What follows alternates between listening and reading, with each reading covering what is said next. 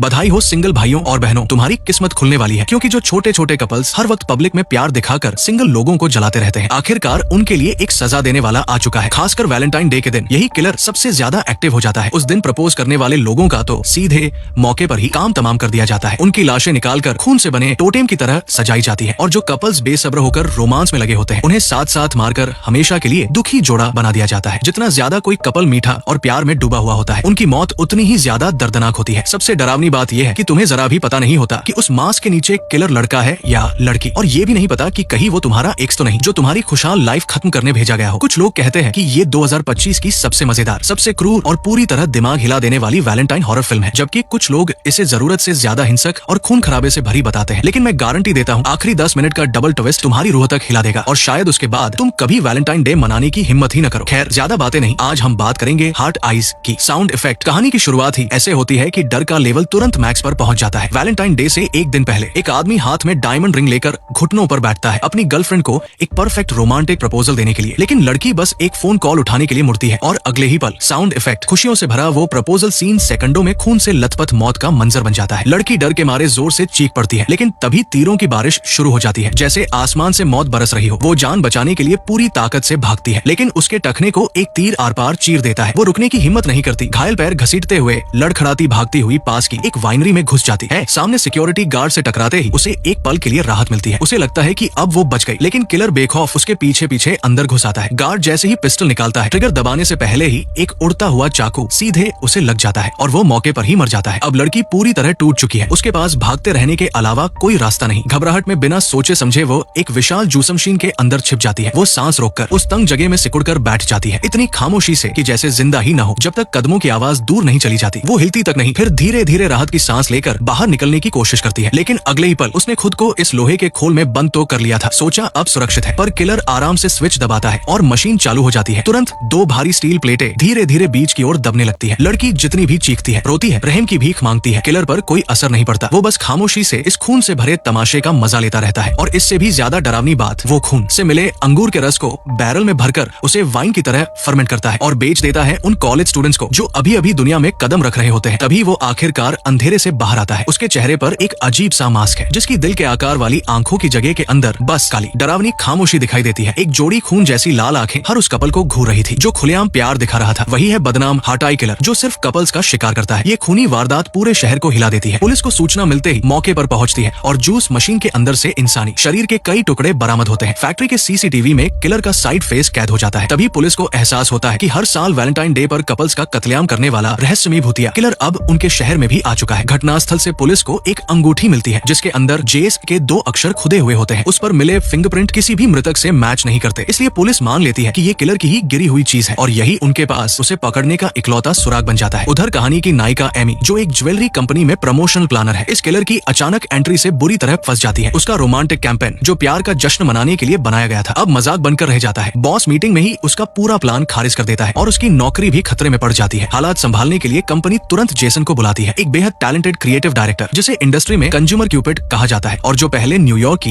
एक बड़ी public company में काम कर चुका है। उसे सीधे ऊपर से भेजा जाता है और एमी को उसका असिस्टेंट बना दिया जाता है। साफ है कंपनी उससे आखिरी बूंद तक काम निकलवाना चाहती है। उसी रात जेसन एमी को डिनर पर चलने का निमंत्रण देता है। ऊपर से तो ये डिनर क्रिएटिव आइडियाज पर चर्चा के लिए था, लेकिन असल में दोनों एक दूसरे को परख रहे थे। बात काम से शुरू होकर प्यार तक पहुंच गई, मगर सोच अलग अलग होने की वजह से कुछ अजीब सी बातचीत के बाद मुलाकात जल्दी खत्म हो गई। लेकिन बाहर निकलते ही एमी अचानक अपने एक्स बॉयफ्रेंड को उसकी नई गर्लफ्रेंड के साथ हाथों में हाथ डाले आते देख लेती है। अपनी इज्जत बचाने के लिए वो झट से जेसन को पकड़ती है और सीधे उसे किस कर देती है। जेसन भी तुरंत समझ जाता है और पूरा साथ देता है। दोनों ऐसे एक्ट करते हैं जैसे गहरी मोहब्बत में हो। फिर वे टैक्सी में बैठकर वहां से निकल जाते हैं, पर उन्हें क्या पता था कि यही एक किस उन्हें किलर की मौत वाली लिस्ट में डाल देगी। घर पहुंचने पर एमी को याद आता है कि उसकी चाबी ऑफिस में ही रह गई है। जेसन तुरंत हीरो बनने की कोशिश करता है, दरवाजा तोड़ने की स्टाइल मारता है, लेकिन उल्टा खुद ही घायल हो जाता है। मजबूरन एमी उसे अंदर ले जाकर पट्टी करने लगती है, मगर जैसे ही वो अलमारी खोलती है दोनों के होश उड़ जाते हैं। वे जान बचाकर कमरे से बाहर भागते हैं और दरवाजा अंदर से बंद कर देते हैं। उन्हें लगता है कि फिलहाल सुरक्षित है, लेकिन अगले ही पल बाहर निकलकर वे टैक्सी पकड़कर भागने की कोशिश करते हैं, पर गाड़ी स्टार्ट होते ही ड्राइवर को एक तेज फेंका गया हथियार सीधे लग जाता है और वो वहीं मर जाता है। एमी टूटकर चीख पड़ती है। किलर जरा भी नहीं रुकता, लगातार उनकी ओर बढ़ता चलाता है। अब दोनों के पास भागते रहने के अलावा कोई रास्ता नहीं। वे एक पार्क में छिप जाते हैं। थोड़ी देर सांस लेने ही वाले होते हैं कि अचानक किलर पीछे से प्रकट होता है और एमी का गला पकड़ लेता है। ये देखकर जेसन वो पास पड़ा ट्रैफिक कोन उठाकर पूरी ताकत से किलर पर दे मारता है, लेकिन किलर पलटकर एक जबरदस्त किक मारता है। वो पीछे गिरता है और उसका सिर जमीन से इतनी जोर से टकराता है कि वह तुरंत बेहोश हो जाता है। उधर बची हुई एमी एक सेकंड भी बर्बाद नहीं करती, मौका मिलते ही भागकर पास के एम्यूजमेंट पार्क में घुस जाती है और एक कैरोसेल के नीचे सिकुड़कर कांपती हुई छिप जाती है। अजीब बात यह होती है कि एमी को न पाकर किलर उसे ढूंढने की बजाय सीधे झूले पर बैठकर झूलने लगता है। ये नजारा एमी को भी पूरी तरह कंफ्यूज कर देता है, लेकिन उसी पल की झिझक में जब वह दोबारा देखती है, किलर गायब हो चुका होता है। अगले ही सेकंड अचानक सारी लाइट्स जल उठती है और कैरोसेल अपने आप घूमना शुरू हो जाता है। तभी किलर भूत की तरह उसके पीछे प्रकट होता है और चाकू से वार करने के लिए हाथ उठाता है। मौत सामने देखकर एमी के अंदर अचानक जबरदस्त ताकत आ जाती है। वो पलटकर पूरी स्पीड से भागती है। किलर भी हार मानने वालों में से नहीं, तुरंत पीछे दौड़ पड़ता है। ताकत और स्पीड के फर्क की वजह से एमी के बचने की उम्मीद लगभग खत्म हो जाती है। जैसे ही चाकू गिरने वाला होता है, अचानक पुलिस सायरन गूंज उठता है, लेकिन राहत की सांस लेने से पहले ही एक और खौफनाक मोड़ सामने आता है। पुलिस घोषणा करती है कि उन्होंने हटाई किलर को पकड़ लिया है और मुख्य संदिग्ध कोई और नहीं बल्कि जेसन है। वजह सिर्फ ये नहीं कि वो घटनास्थल पर मिला, बल्कि उसका नाम भी है। जेसन के नाम के शुरुआती अक्षर वही है जो पहले केस में मिली जेस वाली अंगूठी पर खुदे थे, और किलर का हथियार तथा मास्क भी उसके पास से बरामद होते हैं। सारे सबूत सीधे उसी की ओर इशारा करते हैं। जेसन के पास अपनी सफाई में कहने के लिए कुछ भी नहीं बचता। उसे वहीं से गिरफ्तार करके सीधे पुलिस स्टेशन ले जाया जाता है, क्योंकि पूरी रात दोनों साथ थे। एमी को पूरा यकीन है कि जेसन बेगुनाह है, वो किलर हो ही नहीं सकता। वो बार बार पुलिस को समझाने की कोशिश करती है, लेकिन केस जल्दी बंद करने के चक्कर में पुलिस उसकी एक भी बात नहीं सुनती। यहाँ तक कि महिला पुलिस ऑफिसर जेनी तो जेसन से कबूल करवाने के लिए हनी ट्रैप जैसा तरीका अपनाने की भी कोशिश करती है। तभी अचानक पूरे थाने की बिजली चली जाती है और चारों तरफ डरावनी खामोशी छा जाती है। एमी तुरंत समझ जाती है कि कुछ गड़बड़ है। वो मोटे पुलिस वाले को चेतावनी देती है कि हटाई किलर थाने तक पहुंच चुका है, लेकिन वो इसे मजाक समझकर नजरअंदाज कर देता है जब तक कि वो टॉर्च ऑन नहीं करता। उसी पल एमी को समझ आता है कि एम्यूजमेंट पार्क में अंधेरे में छिपी होने के बावजूद किलर